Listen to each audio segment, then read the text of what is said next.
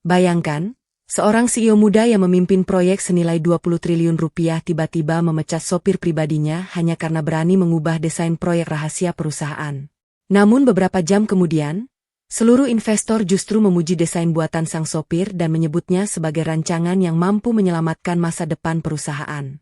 Siapa sebenarnya sosok Supri? Dan rahasia apa yang membuat CEO cantik itu akhirnya menyesal telah mengusirnya? Halo penonton setia Salsala. Jangan lupa subscribe channel Salsaya, like videonya, dan tulis di kolom komentar dari mana sih asal kalian. Dukung terus supaya channel Salsa makin bersemangat berbagi cerita yang menarik. Jangan di-skip ya. Tonton sampai selesai, karena satu keputusan di akhir cerita ini bikin kalian penasaran. Jangan lupa untuk kritik dan sarannya agar Salsa dapat memberikan cerita yang terbaik untuk kalian. Pagi itu suasana Menara Sanaya Group sudah sibuk sejak matahari terbit. Puluhan karyawan keluar masuk membawa dokumen, sementara beberapa tamu penting berdatangan untuk menghadiri rapat besar. Semua orang mengetahui bahwa hari itu adalah penentuan proyek terbesar yang pernah dikerjakan perusahaan. Di lantai paling atas, Hilma Sanaya berdiri di depan jendela ruang kerjanya. Usianya baru 24 tahun, tetapi namanya sudah dikenal sebagai salah satu CEO muda paling sukses. Dalam waktu singkat, ia berhasil membangun Sanaya Group menjadi perusahaan yang dipercaya mengerjakan proyek-proyek bernilai sangat besar. Kesuksesan itu tidak datang dengan mudah. Selama beberapa hari terakhir, Hilma hampir tidak pernah pulang tepat waktu. Ia terus memeriksa rancangan proyek pembangunan kawasan modern yang nilainya mencapai 20 triliun rupiah. Proyek itu menjadi kesempatan emas untuk membawa perusahaannya ke tingkat yang lebih tinggi. Di balik wajahnya yang tegas, Hilma sebenarnya sedang kelelahan. Semalaman ia hampir tidak tidur karena terus memperbaiki desain bersama tim perencana.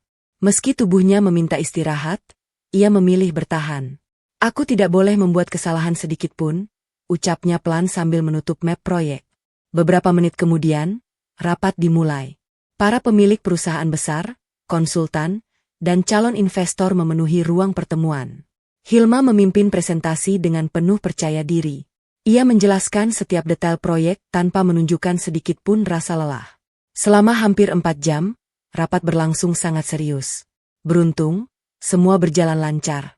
Para tamu terlihat puas dengan penjelasan yang diberikan Hilma. Namun, saat rapat selesai, tubuhnya mulai kehilangan tenaga. Kepalanya terasa berat dan matanya sulit terbuka. Ia mengambil ponsel lalu menghubungi seseorang. "Supri, jemput saya di lobi." "Baik, Bu Hilma, saya sudah menunggu." Tidak sampai 5 menit, sebuah mobil berhenti tepat di depan pintu utama. Di balik kemudi duduk seorang pemuda sederhana bernama Supri. Pakaiannya rapi tetapi sangat sederhana. Wajahnya tenang dan selalu menunjukkan sikap hormat kepada siapapun. Bagi seluruh karyawan, Supri hanyalah sopir pribadi CEO. Tidak ada yang mengetahui bahwa pemuda itu menyimpan kemampuan luar biasa. Beberapa tahun lalu, Supri pernah menjadi seorang desainer proyek yang sangat berbakat. Ia mampu merancang kawasan modern dengan perhitungan yang sangat rinci. Sayangnya, pengkhianatan dari rekan kerjanya membuat seluruh hasil karyanya dicuri. Nama Supri tenggelam, sementara orang lain menikmati semua keberhasilan yang seharusnya menjadi miliknya. Sejak saat itu, Supri memilih meninggalkan dunia desain. Ia bekerja apa saja demi bertahan hidup dan akhirnya diterima sebagai sopir pribadi Hilma. Selama bekerja, ia tidak pernah menceritakan masa lalunya kepada siapapun. Mobil melaju meninggalkan kawasan bisnis. Di kursi belakang, Hilma masih membuka tablet yang berisi desain proyek. Walaupun rapat telah selesai, pikirannya belum bisa tenang. "Aneh, rasanya masih ada yang kurang," gumamnya. Ia memperhatikan gambar demi gambar, tetapi rasa kantuk semakin sulit dilawan. Beberapa kali matanya terpejam sebelum akhirnya ia benar-benar tertidur sambil memegang tablet. Supri melihat Hilma melalui kaca spion. Wajah CEO muda itu tampak sangat lelah. Beliau benar-benar memaksakan diri, pikir Supri. Agar Hilma bisa beristirahat lebih nyaman, Supri memutuskan keluar dari jalur utama dan berhenti di sebuah rest area yang tenang. Mesin mobil dimatikan. Suasana di dalam mobil menjadi hening. Saat hendak mengambil botol minum untuk Hilma, tablet yang berada di pangkuan sang CEO hampir terjatuh ke lantai. Supri dengan cepat menangkapnya. Layar tablet menyala. Tanpa sengaja, Desain proyek terbesar Sanaya Group terpampang jelas di hadapannya. Awalnya Supri berniat langsung mengembalikannya. Namun, matanya tiba-tiba berhenti pada bagian tata letak kawasan. Keningnya berkerut. Ia menemukan beberapa kesalahan yang sangat berbahaya. Jalur distribusi kendaraan terlalu sempit. Posisi bangunan utama menghambat akses darurat. Sistem saluran air juga berisiko menimbulkan masalah ketika musim hujan tiba. Supri menarik napas panjang.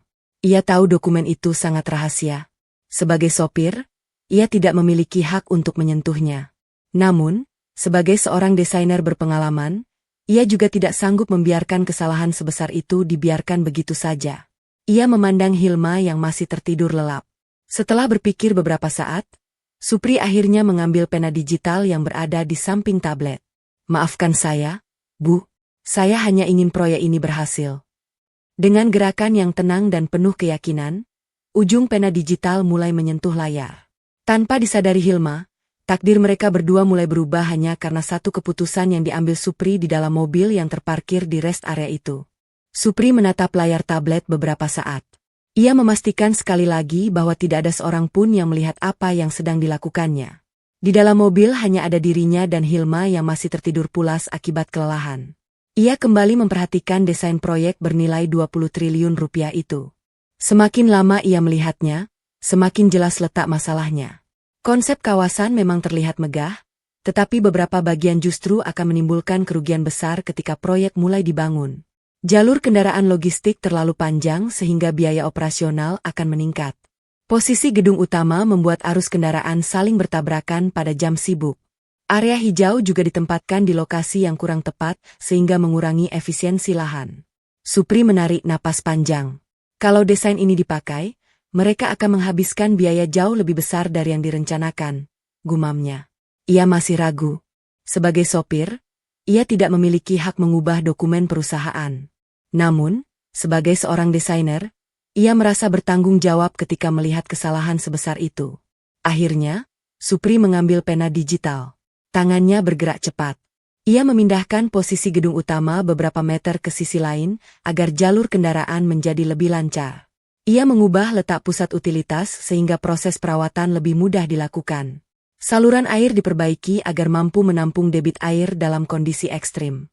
Bahkan, ia menambahkan konsep taman yang tidak hanya memperindah kawasan, tetapi juga membantu mengurangi suhu lingkungan. Semua perubahan dilakukan dengan penuh perhitungan.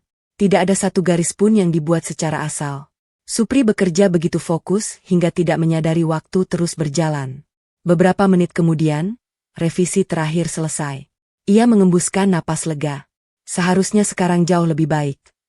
Baru saja ia hendak mengembalikan tablet ke pangkuan Hilma, suara pelan terdengar dari kursi belakang. Hilma mulai membuka matanya. Ia mengusap wajahnya sambil mencoba menghilangkan rasa kantuk. Ketika melihat tablet berada di tangan Supri, ekspresinya langsung berubah. "Apa yang sedang kamu lakukan?"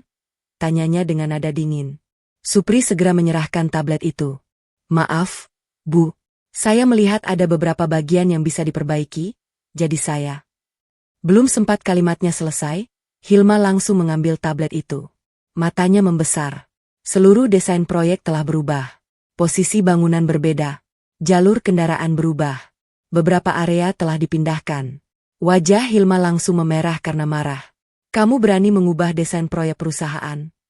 Supri tetap tenang. "Saya hanya mencoba memperbaiki beberapa bagian yang menurut saya berisiko."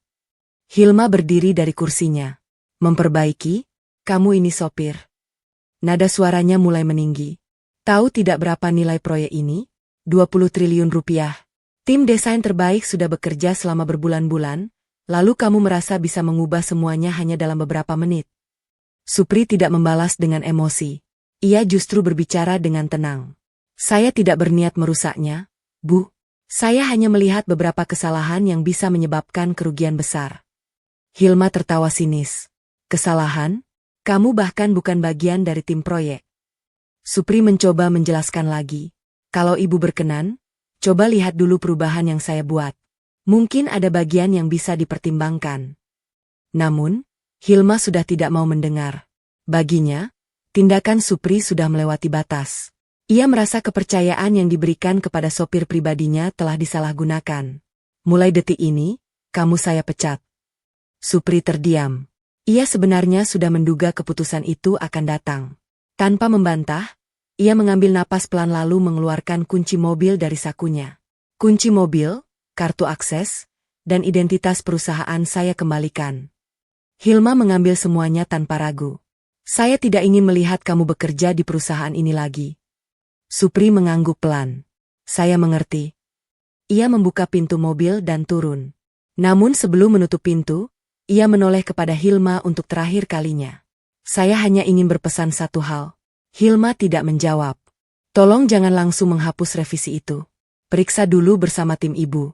Kalau ternyata memang salah, saya siap menerima semua kesalahan. Setelah mengatakan itu, Supri menutup pintu mobil dan berjalan meninggalkan rest area. Langkahnya tenang. Tidak ada kemarahan di wajahnya. Tidak ada pula penyesalan. Ia sadar bahwa terkadang niat baik memang harus dibayar dengan kesalahpahaman. Sementara itu, Hilma masih duduk di dalam mobil dengan napas yang belum stabil. Tanpa berpikir panjang, ia membuka kembali file proyek dan membandingkan desain asli dengan hasil revisi Supri. Sekilas, perubahan itu memang terlihat aneh. Namun, saat ia memperhatikan lebih teliti, muncul rasa heran. Beberapa jalur memang tampak lebih rapi. Posisi bangunan juga terlihat lebih masuk akal.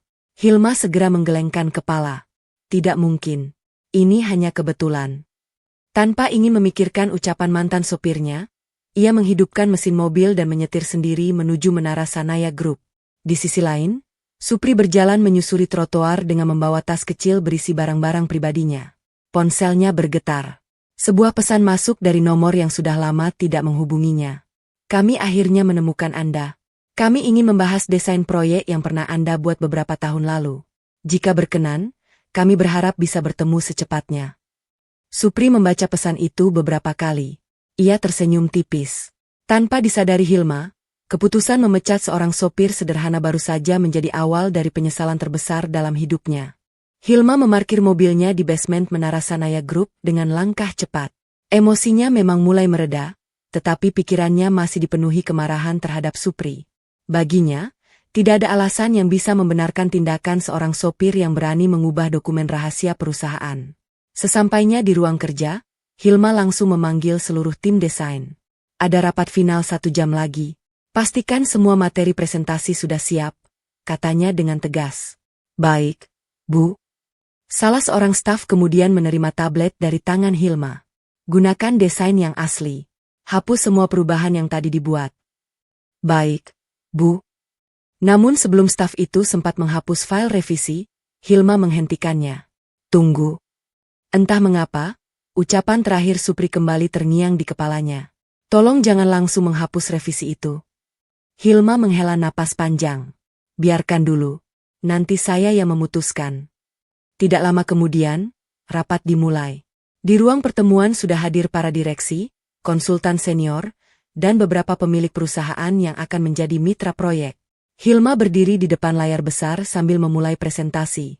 Ia menjelaskan konsep kawasan modern yang akan dibangun, mulai dari pusat bisnis, area komersial, ruang terbuka, hingga sistem transportasi internal. Semua peserta rapat mendengarkan dengan serius. Ketika presentasi hampir selesai, seorang konsultan senior mengangkat tangan. Boleh saya melihat denah utama lebih dekat? Tentu, jawab Hilma. Gambar diperbesar. Pria itu memperhatikan setiap bagian selama beberapa menit tanpa berbicara. Suasana ruang rapat menjadi sangat tenang. Akhirnya ia menoleh kepada Hilma. Maaf, Bu Hilma, saya menemukan beberapa masalah. Hilma tersenyum tipis. Silakan disampaikan. Konsultan itu menunjuk layar. Jalur logistik terlalu panjang. Kendaraan distribusi akan menghabiskan waktu lebih lama. Ia menggeser penunjuk ke bagian lain. Posisi gedung utama juga menghambat akses kendaraan darurat. Beberapa peserta mulai mencatat. Kemudian sistem saluran air di kawasan ini berpotensi menimbulkan genangan ketika curah hujan meningkat. Hilma mulai kehilangan senyumnya. Ia memperhatikan semua titik yang ditunjukkan konsultan. Dadanya tiba-tiba berdebar. Karena seluruh bagian itu adalah bagian yang diubah oleh Supri. Belum sempat Hilma berpikir lebih jauh, konsultan lain ikut berbicara. Saya juga menemukan masalah pada area komersial. Tata letaknya membuat biaya operasional menjadi jauh lebih tinggi. Direktur keuangan menganggukkan kepala. Perhitungan kami juga menunjukkan anggaran pembangunan bisa membengkak jauh dari rencana awal. Ruangan mulai dipenuhi suara diskusi. Beberapa investor saling berbicara pelan. Hilma tetap berdiri di depan layar, tetapi pikirannya mulai kacau. Bagaimana mungkin? Ia masih mengingat dengan jelas setiap perubahan yang dibuat Supri. Tanpa sadar, semua kritik yang disampaikan para ahli justru sesuai dengan revisi mantan sopirnya. Salah seorang investor bertanya, apakah perusahaan memiliki alternatif desain? Pertanyaan itu membuat seluruh ruangan kembali sunyi. Hilma menatap tablet yang berada di atas meja. File revisi Supri ternyata masih tersimpan. Tangannya bergerak perlahan membuka riwayat perubahan. Semua orang memperhatikan layar besar. Saya memiliki satu versi lain, kata Hilma. Ia sebenarnya ragu. Namun situasi tidak memberinya banyak pilihan. Beberapa detik kemudian, desain hasil revisi Supri muncul di layar. Ruangan mendadak hening. Semua mata tertuju pada gambar tersebut. Konsultan senior berdiri dari kursinya. Ia berjalan mendekati layar. Semakin lama ia melihat, wajahnya justru semakin terkejut. Luar biasa. Ucapan itu membuat semua orang saling berpandangan. Konsultan tersebut mulai menjelaskan satu persatu. Jalur logistik dipersingkat. Ia menunjuk bagian berikutnya. Akses kendaraan darurat kini jauh lebih cepat. Lalu ia berpindah ke sisi lain. Area hijau dipindahkan tanpa mengurangi fungsi kawasan. Justru sirkulasi udara menjadi lebih baik. Direktur operasional segera membuka laptopnya untuk menghitung ulang. Beberapa menit kemudian ia mengangkat kepala. Biaya pembangunan turun sangat besar. Direktur keuangan ikut menghitung. Pengeluaran operasional juga berkurang dalam jangka panjang. Para investor mulai tersenyum. Salah seorang di antara mereka berkata, versi ini jauh lebih matang. Investor lain mengangguk. Kalau menggunakan desain ini, nilai proyek akan meningkat. Hilma tidak mampu berkata-kata. Ia terus menatap layar dengan wajah pucat. Dalam pikirannya hanya ada satu nama. Supri. Orang yang baru 2 jam lalu ia pecat. Konsultan senior kemudian bertanya, siapa desainer yang membuat revisi ini? Hilma terdiam. Tidak ada jawaban yang sanggup keluar dari mulutnya. Seluruh peserta rapat menunggu. Akhirnya Hilma berkata dengan suara pelan. Orang yang membuat revisi ini, sudah tidak bekerja di perusahaan saya. Ruangan kembali sunyi. Beberapa investor tampak kecewa. Sangat disayangkan. Orang seperti itu memiliki kemampuan luar biasa. Ucapan tersebut terasa seperti tamparan bagi Hilma. Rapat akhirnya ditunda hingga keesokan hari agar perusahaan dapat menyempurnakan desain berdasarkan revisi tersebut. Begitu seluruh peserta meninggalkan ruangan, Hilma langsung memanggil Kepala Divisi Sumber Daya Manusia. Cari Supri. Maaf, Bu. Cari dia sekarang juga. Apakah ada data yang harus kami gunakan? Hilma menarik napas panjang. Gunakan semua yang kita punya. Alamat, nomor telepon, data perekrutan, apa saja. Baik, Bu. Seluruh tim segera bergerak. Namun, beberapa jam kemudian, mereka kembali dengan kabar yang membuat Hilma semakin gelisah. Maaf, Bu Hilma. Bagaimana? Nomor telepon Supri sudah tidak aktif. Alamatnya? Rumah kontrakannya sudah kosong sejak pagi. Hilma membeku. Ia baru menyadari satu kenyataan yang sangat pahit. Orang yang telah menyelamatkan proyek terbesar Sanaya Group telah pergi. Tepat setelah ia mengusirnya tanpa memberi kesempatan untuk menjelaskan satu kata pun. Sejak rapat ditunda, pikiran Hilma tidak pernah tenang. Untuk pertama kalinya sejak memimpin Sanaya Group, ia merasa telah mengambil keputusan yang terlalu tergesa-gesa. Bayangan wajah Supri yang tetap tenang saat dipecat terus terlintas di benaknya. Ucapan terakhir pemuda itu kembali terdengar di kepalanya. Tolong periksa dulu revisi itu sebelum ibu menghapusnya. Kini Hilma sadar, Supri tidak sedang menyombongkan diri. Ia benar-benar tahu apa yang sedang ia kerjakan. Keesokan paginya, Hilma datang ke kantor lebih awal dari biasanya. Begitu memasuki ruang kerja, ia langsung memanggil Kepala Divisi Sumber Daya Manusia dan Kepala Divisi Teknologi Informasi. Apa kalian sudah menemukan Supri? Keduanya saling berpandangan. Belum, Bu. Nomornya masih tidak aktif. Iya. Alamat tempat tinggalnya? Rumah kontrakannya sudah kosong. Pemilik kontrakan mengatakan Supri berpamitan semalam dan langsung pergi. Hilma menarik napas panjang. Kalau begitu, cari semua data tentang masa lalunya. Kepala Divisi Sumber Daya Manusia tampak ragu. Bu, data lamaran kerjanya sangat sedikit. Sedikit bagaimana? Hanya ijazah terakhir, surat keterangan kerja, dan identitas pribadi. Tidak ada riwayat pekerjaan yang lengkap. Hilma mulai merasa aneh. Mustahil. Ia membuka sendiri berkas lamaran Supri. Benar saja. Riwayat hidup pria itu sangat singkat, seolah-olah sengaja menghapus masa lalunya. Hilma kemudian menoleh kepada Kepala Divisi Teknologi Informasi. Saya ingin tahu siapa sebenarnya Supri. Cari semua jejak profesionalnya. Baik, Bu. Selama beberapa jam, tim teknologi informasi mulai menelusuri berbagai arsip lama yang masih tersimpan di jaringan perusahaan dan basis data publik. Menjelang siang, salah seorang staf berlari memasuki ruang kerja Hilma. Bu, kami menemukan sesuatu. Hilma segera menghampiri layar komputer. Di sana muncul sebuah foto lama. Foto itu memperlihatkan seorang pria muda sedang menerima penghargaan desain proyek dari sebuah lembaga konstruksi bergengsi. Hilma membeku. Pria dalam foto itu adalah Supri. Apa ini? Staf mulai membuka dokumen berikutnya. Sekitar 6 tahun lalu, Supri dikenal sebagai salah satu desainer proyek paling berbakat. File berikutnya dibuka.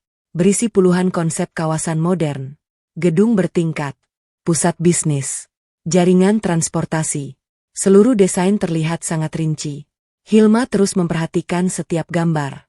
Ia langsung mengenali gaya desain tersebut. Semuanya memiliki pola yang sama seperti revisi proyek 20 triliun rupiah. Ini benar-benar karya Supri? Tanyanya pelan. Iya, Bu. Staf kemudian membuka artikel lama. Dalam artikel ini dijelaskan bahwa Supri pernah memimpin sebuah tim desain besar. Lalu kenapa dia menghilang? Ruangan kembali hening. Beberapa detik kemudian, muncul dokumen lain. Isinya membuat semua orang terdiam. Ternyata seluruh karya Supri pernah dicuri oleh rekan bisnisnya sendiri. Orang itu mengaku sebagai pencipta seluruh desain, sementara Supri tidak memiliki cukup bukti untuk mempertahankan hak atas hasil kerjanya. Akibat kejadian itu, nama Supri perlahan menghilang dari dunia desain. Ia kehilangan pekerjaan, kehilangan kepercayaan banyak perusahaan, hingga akhirnya memilih menjalani hidup sederhana dan tidak pernah lagi memperkenalkan dirinya sebagai seorang desainer. Hilma menutup mata. Dadanya terasa sesak. Jadi, selama ini dia menyembunyikan semua itu. Tidak ada seorang pun di Sanaya Group yang mengetahui kenyataan tersebut. Bahkan saat diwawancarai menjadi sopir, Supri tidak pernah sekalipun membanggakan masa lalunya. Ia hanya mengatakan bahwa dirinya membutuhkan pekerjaan. Hilma terduduk lemas. Ia mulai mengingat setiap kejadian selama Supri bekerja. Pemuda itu selalu datang paling awal. Mobil selalu bersih. Jadwalnya tidak pernah terlambat. Ia juga sering memberi saran kecil mengenai efisiensi perjalanan, tetapi Hilma mengira itu hanya kebetulan. Kini semuanya mulai masuk akal. Supri memang terbiasa berpikir sebagai seorang perancang. Sore harinya, telepon di meja kerja Hilma berdering. Kepala Divisi Sumber Daya Manusia segera mengangkatnya. Beberapa detik kemudian ia menoleh kepada Hilma. Bu, kami mendapat informasi baru. Dari mana? Dari salah satu perusahaan besar. Ada apa? Mereka sedang mencari seseorang bernama Supri. Hilma langsung berdiri. Kenapa? Karena mereka melihat desain revisi proyek yang sempat dipresentasikan kemarin. Salah satu investor ternyata mengenali gaya desain tersebut. Hilma terkejut. Mereka tahu itu karya Supri? Belum yakin, tetapi mereka menduga orang yang membuat desain itu adalah desainer yang pernah menghilang beberapa tahun lalu. Belum selesai rasa terkejut itu, telepon kembali berdering. Kali ini berasal dari sekretaris direksi. Bu Hilma, ada kabar penting. Katakan. Perusahaan Global Arunika mengumumkan sedang merekrut direktur inovasi. Mereka mengundang beberapa desainer terbaik untuk mengikuti presentasi tertutup. Hilma tiba-tiba memiliki firasat buruk. Apakah Supri termasuk yang diundang? Ya, Bu. Ruangan kembali sunyi. Hilma menatap jendela kantornya dengan wajah penuh penyesalan. Ia sadar waktunya tidak banyak. Jika Supri menerima tawaran itu, Sanaya Group bukan hanya kehilangan seorang mantan sopir. Perusahaan itu akan kehilangan sosok jenius yang mampu mengubah masa depan proyek-proyek besar. Hilma menggenggam map proyek dengan erat. Siapkan mobil. Kepala Divisi Sumber Daya Manusia tampak bingung. Bu, mau kemana? Hilma menatap seluruh timnya dengan wajah yang penuh tekad. Kali ini saya sendiri yang akan mencari Supri. Di tempat lain, Supri duduk tenang di sebuah ruang pertemuan sederhana. Di hadapannya telah menunggu beberapa pimpinan perusahaan besar yang datang membawa satu penawaran istimewa. Mereka tidak datang untuk merekrut seorang sopir. Mereka datang untuk merekrut seorang desainer yang selama bertahun-tahun menghilang dari dunia konstruksi. Di sebuah ruang pertemuan yang tenang, Supri duduk berhadapan dengan 5 petinggi perusahaan global Arunika. Mereka baru saja menyelesaikan presentasi selama hampir 1 jam. Bukan Supri yang berbicara panjang lebar, melainkan para petinggi perusahaan itu yang menjelaskan alasan mengapa mereka ingin bekerja sama dengannya. Salah seorang direktur meletakkan sebuah map tebal di atas meja. Kami sudah mempelajari karya-karya Anda selama beberapa hari terakhir. Supri tersenyum tipis. Saya kira semua itu sudah lama dilupakan. Direktur itu menggeleng. Karya hebat tidak akan pernah benar-benar hilang. Kami bahkan membandingkan desain terbaru yang muncul pada proyek Sanaya Group. Gaya perancangannya sama persis dengan karya Anda beberapa tahun lalu. Supri tidak membantah. Ia hanya menganggukkan kepala pelan. Kami ingin Anda bergabung sebagai direktur inovasi. Seluruh divisi desain akan berada di bawah kepemimpinan Anda. Supri terdiam. Ia tidak pernah membayangkan hidupnya berubah secepat ini. Baru sehari sebelumnya ia kehilangan pekerjaan sebagai sopir, kini sebuah perusahaan besar justru menawarkan jabatan yang jauh lebih tinggi. Terima kasih atas kepercayaannya, jawab Supri. Sebelum Anda memutuskan, kami ingin menunjukkan sesuatu. Direktur itu menyerahkan sebuah dokumen. Supri membukanya perlahan. Matanya sedikit membesar. Nilai kontrak yang ditawarkan jauh melebihi penghasilannya selama bertahun-tahun bekerja sebagai sopir. Selain itu, perusahaan juga memberikan kebebasan penuh baginya untuk membangun tim desain sendiri. Belum sempat Supri memberikan jawaban, pintu ruang pertemuan diketuk dari luar. Seorang resepsionis masuk dengan wajah sedikit gugup. Maaf mengganggu rapat. Ada apa? Tanya salah seorang direktur. Seorang tamu ingin bertemu dengan Pak Supri. Siapa? Bu Hilma Sanaya. Ruangan mendadak sunyi. Semua orang menoleh kepada Supri. Ia menarik napas panjang sebelum akhirnya berkata pelan. Persilakan beliau masuk. Beberapa detik kemudian, pintu kembali terbuka. Hilma melangkah masuk seorang diri. Penampilannya masih rapi seperti biasa, tetapi wajahnya tidak lagi menunjukkan ketegasan seorang CEO yang penuh percaya diri. Ia justru terlihat gelisah. Begitu melihat Supri, Hilma langsung menghentikan langkahnya. Untuk beberapa saat, tidak ada seorang pun yang berbicara. Supri berdiri sambil memberikan salam hormat. Selamat siang, Bu Hilma. Hilma membalas pelan. Selamat siang, Supri. Ia menatap pria yang dulu bekerja sebagai sopir pribadinya itu. Kini, untuk pertama kalinya, Hilma melihat Supri bukan sebagai seorang sopir, melainkan sebagai seseorang yang memiliki kemampuan luar biasa. Hilma menarik napas panjang. Saya datang bukan sebagai CEO. Semua orang di ruangan memperhatikan dengan saksama. Saya datang sebagai orang yang sudah melakukan kesalahan. Hilma kemudian menundukkan kepalanya. Saya minta maaf. Suasana ruang pertemuan menjadi sangat hening. Para petinggi perusahaan global Arunika saling berpandangan. Mereka tidak menyangka seorang CEO muda berani meminta maaf secara langsung di depan banyak orang. Hilma melanjutkan ucapannya. Saya terlalu cepat menilai Anda. Saya hanya melihat pekerjaan Anda sebagai sopir, bukan kemampuan yang Anda miliki. Ia menghela napas. Saya bahkan tidak memberi kesempatan kepada Anda untuk menjelaskan. Supri mendengarkan tanpa memotong pembicaraan. Saya sudah mempelajari seluruh riwayat pekerjaan Anda. Saya juga mengetahui apa yang pernah terjadi pada masa lalu Anda. Hilma kembali menatap Supri.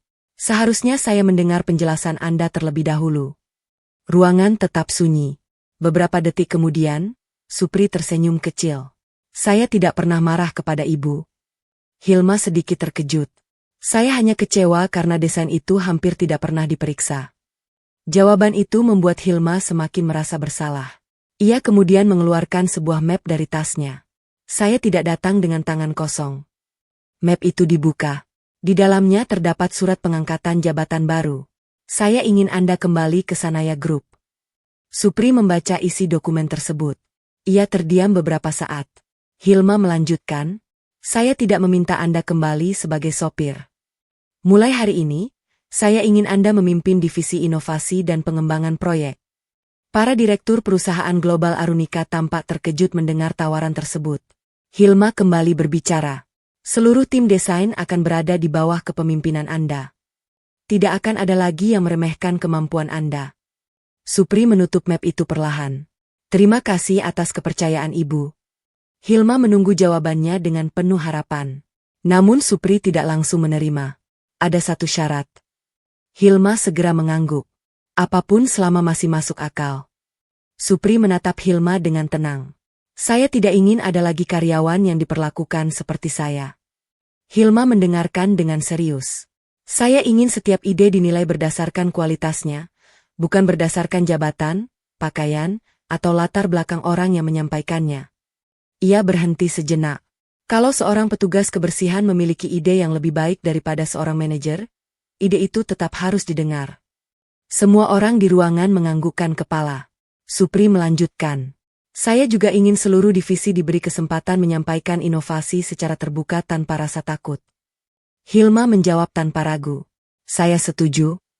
Bukan hanya setuju. Saya akan mengubah budaya kerja Sanaya Group mulai hari ini. Mata Supri akhirnya menunjukkan senyum yang tulus. Kalau begitu, ia mengulurkan tangannya. Saya menerima tawaran Ibu. Hilma segera menyambut uluran tangan itu. Untuk pertama kalinya sejak mereka bertemu, keduanya berjabat tangan bukan sebagai CEO dan sopir, melainkan sebagai dua profesional yang memiliki tujuan yang sama. Para petinggi perusahaan global Arunika ikut berdiri. Salah seorang direktur tersenyum sambil berkata, Sanaya Group beruntung berhasil mendapatkan kembali orang seperti Anda. Supri tersenyum rendah hati. Saya hanya ingin menyelesaikan pekerjaan yang sempat tertunda. Dalam perjalanan pulang, Hilma duduk di kursi penumpang, sementara Supri kembali berada di balik kemudi. Namun kali ini suasananya sangat berbeda. Tidak ada lagi jarak antara atasan dan bawahan. Yang ada hanyalah rasa saling menghargai. Sementara itu, di Menara Sanaya Group, seluruh karyawan mulai mendengar kabar bahwa mantan sopir pribadi CEO akan kembali ke perusahaan. Bukan untuk mengantar mobil, melainkan untuk memimpin proyek terbesar yang akan menentukan masa depan Sanaya Group. Kembalinya Supri ke Sanaya Group menjadi perbincangan di seluruh perusahaan.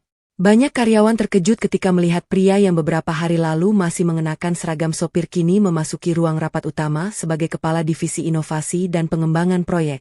Sebagian merasa penasaran. Sebagian lagi masih sulit percaya. Namun, Supri tidak memedulikan semua pandangan itu. Baginya, satu-satunya hal yang penting adalah menyelesaikan proyek yang sempat tertunda.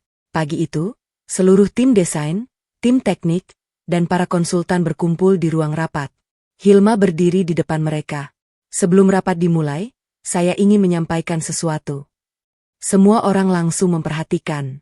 Saya pernah membuat kesalahan besar. Ruangan menjadi hening. Saya pernah menilai seseorang dari pekerjaannya, bukan dari kemampuannya. Hilma menoleh ke arah Supri.